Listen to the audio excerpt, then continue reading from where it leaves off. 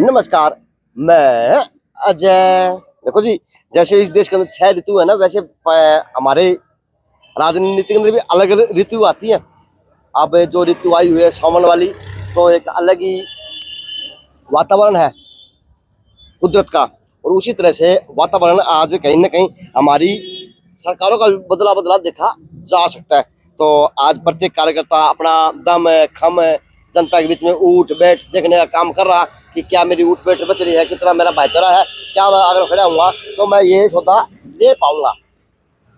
तो उसी तरह पे बुआनखेड़ा हल्का और बुआनखेड़ा हल्के के अंदर आज कहीं ना कहीं कांग्रेस पार्टी का साथियों संग विचार विमर्श डॉक्टर दीपेश सारसर हल्का बुआनखेड़ा। और जी तो ये बुआनखेड़ा हल्के से हैं, तो आज इन्होंने भाईचारा को इकट्ठा किया हुआ और जी भाईचारा से बुझ रहा काम करे, क्योंकि आज प्रत्येक नेता इस तरह का काम करते हुए देखे जा सकते हैं। चाहे धर्मशाला के रूप में हो, चाहे वो नुक्कड़ सभाओं के रूप में हो, चाहे वो बड़ी पंचायत के रूप में हो, चाहे वो जलसा करके हो, चाहे वो रैली करके रूप में हो। बस ये है कि आज के दिन नेताओं की ओढ़ मची हुई।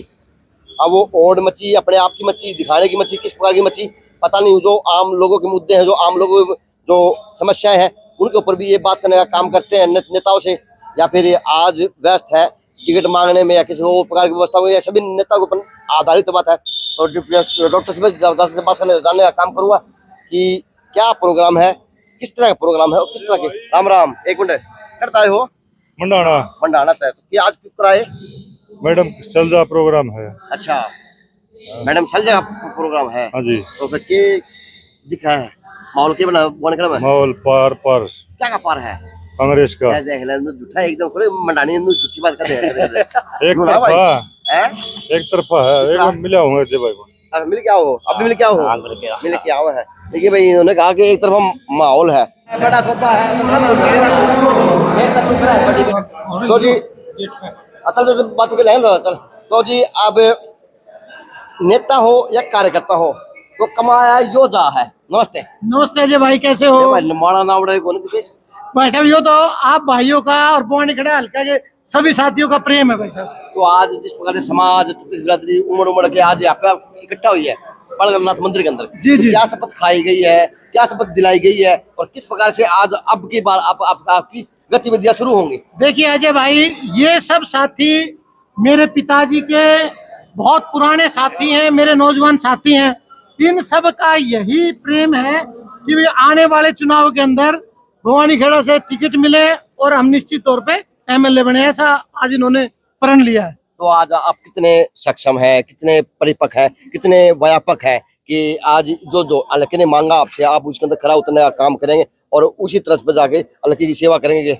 देखिए अजय भाई, सबसे पहले तो मैं आपको ये बता देना चाहता हूँ, आज जो ये मीटिंग हुई है ना, ये बुआनखेड़ा के 21-22 गाँव की मीटिंग है और कुछ चुनिंदा लोग मैंने बुलाए थे, वही साथी आए हैं।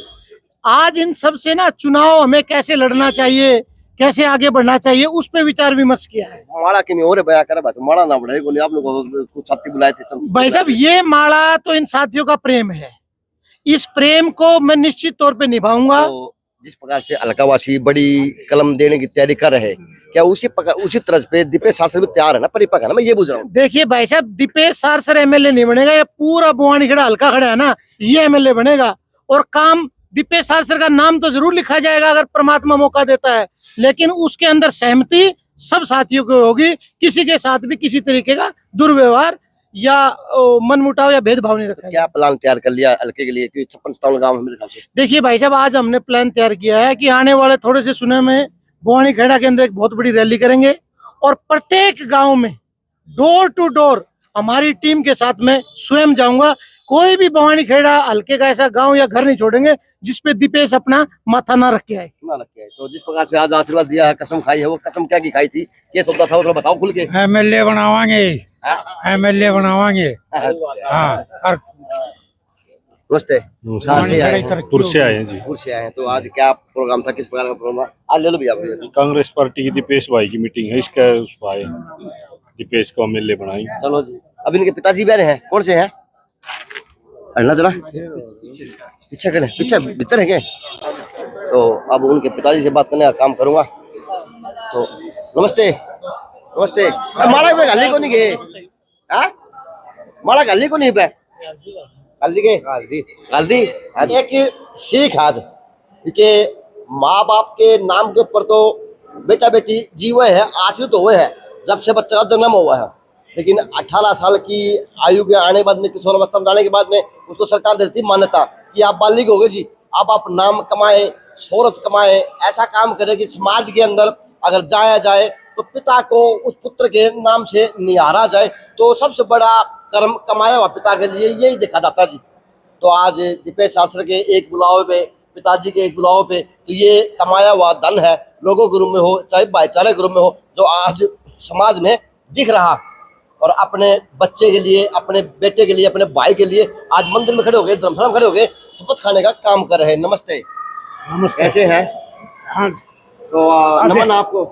अजय भाई आपको नमन, आपके JNC। हाँ, आपके JNC चैनल को नमन, सब सुनने वाले साथियों को नमन। तो आज आपने देख ही लिया कि दीपेश ने एक ये कार्यक्रम किया। अब सब साथी मिलकर के हम विचार करें कि मैं MLA कैसे बनूं। उसके लिए एक कमेटी बनाई है। कमेटी ने वो कमेटी कुमारी शैलजा जी के पास जाएगी और उन्होंने कहा हुआ है कि जब आप समय लेंगे तो मैं यहाँ जलसा करने के लिए आऊँगा। तो कितनी खुशी हो है जब बेटे के कर्म बड़े बड़े दिख रहे हैं, लोग एक बुलाओ इतने इकट्ठे हो जाए, तो पिता की छाती कितनी चौड़ी हो जाए है। ये तो स्वाभाविक है।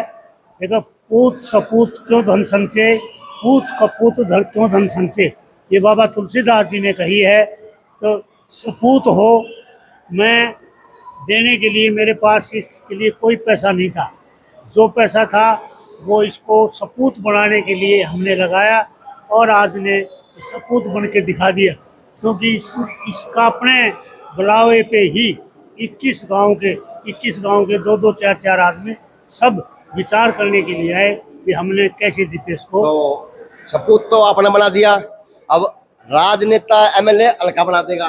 बिल्कुल, आप जनता बनाएगी, आप लोग बनाएंगे और अलका बुआनी खेड़ा के मतदाता बनाएंगे। तो आज मजा आ गया प्रोग्राम में है, बहुत दिल अच्छा दिल रहा। खुश हो गया। बहुत आज अच्छा। चलते बात करेंगे, आज दिल खुश हो गया है। बहुत अच्छा रहा। तो आज गल्ला के बताओगे, पोता पोतिया ले भी बाबू लट गाड़ दिया बेटा है? ये तो स्वाभाविक है।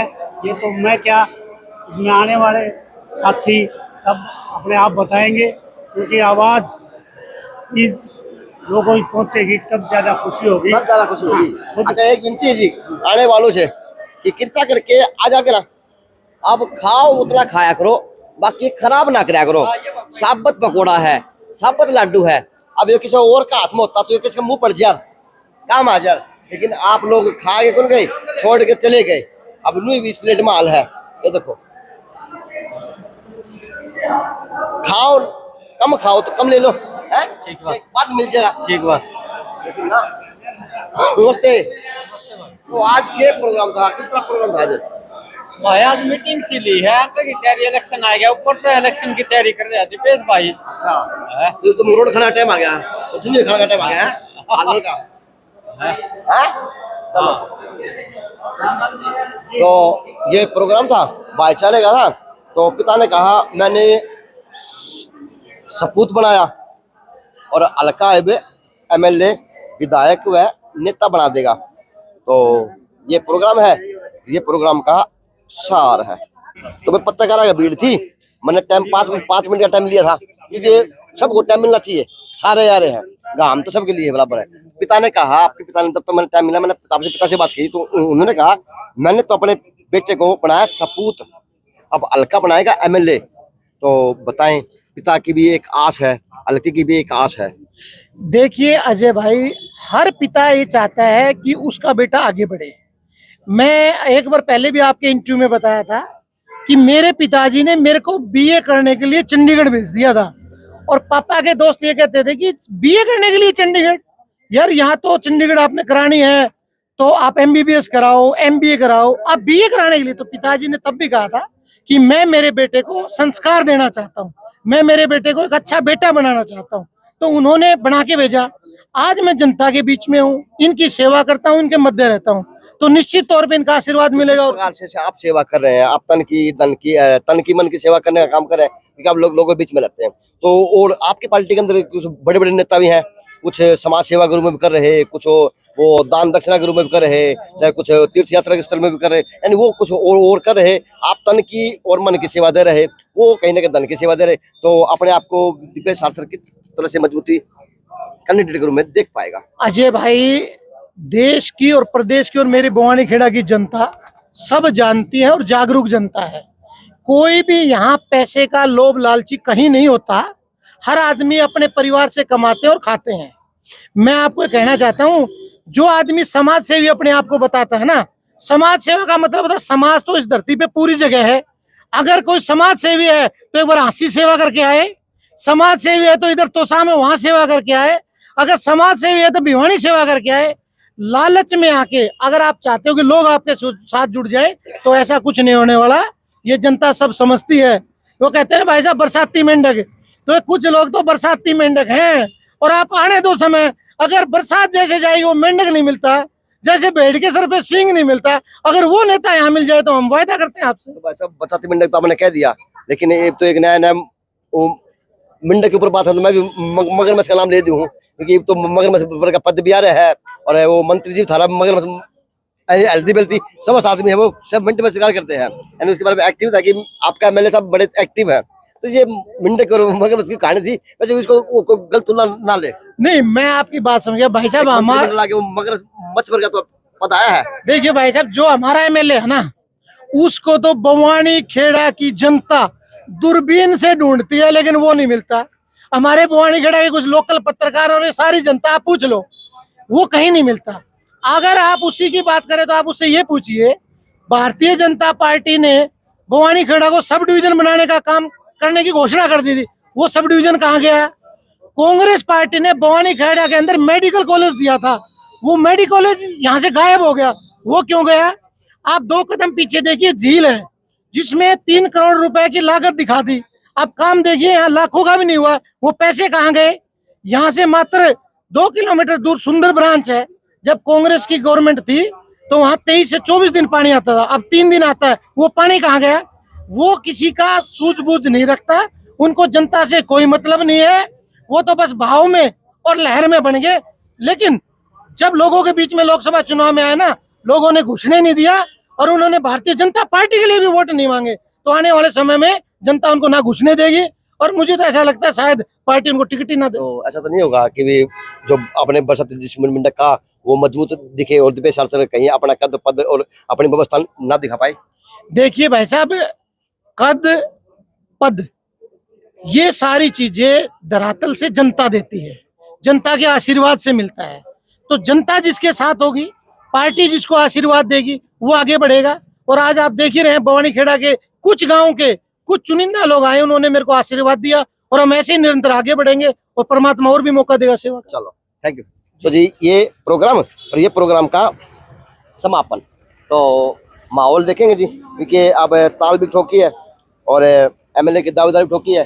पिता ने भी कहा, पंचायत ने भी कहा और दीपेश सारसर ने बताने का काम किया।